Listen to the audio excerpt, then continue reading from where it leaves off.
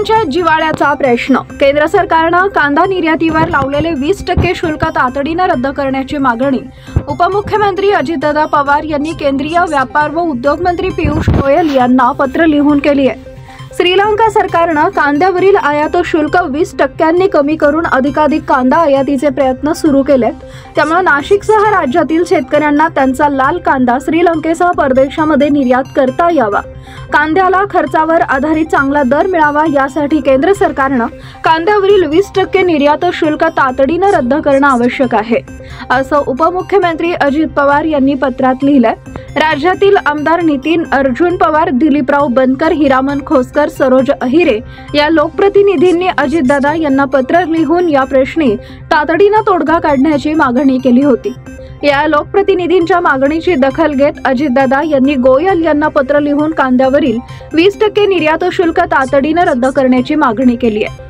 राज्यात विशेष करून नाशिक जिल्ह्यात कांदा उत्पादक शेतकऱ्यांची संख्या मोठी आहे। या शेतकऱ्यांकडून परदेशात मोठ्या प्रमाणावर कांदा निर्यात केला जातोय। आज मिती उन्हाळी कांदा संपलेला असून नवीन लाल कांदा मोठ्या प्रमाणावर बाजारात विक्रीसाठी आलाय। राज्यातील शेतकऱ्यांनी नैसर्गिक संकटाशी लढत कांद्याचं उत्पादन घेतलेलं आहे। अवेळी पाऊस व बदलत्या हवामानानुसार त्यांच्या कांद्याचं मोठ्या प्रमाणावर नुकसान झालंय।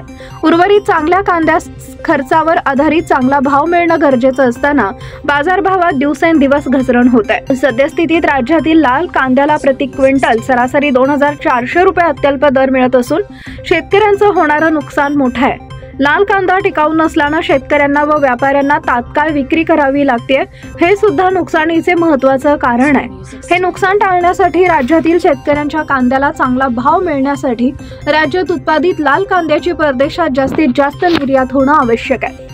केंद्र सरकारने 20% निर्यात शुल्क हटवणं गरजेचं आहे, जेणेकरून लाल कांद्याचे दर टिकून राहतील व कांदा उत्पादक शेतकऱ्यांना उत्पादन खर्चावर आधारित चांगले दर मिळतील, असं अजितदादा पवार यांनी केंद्रीय व्यापार मंत्र्यांना लिहिलेल्या पत्रात स्पष्ट केलं आहे।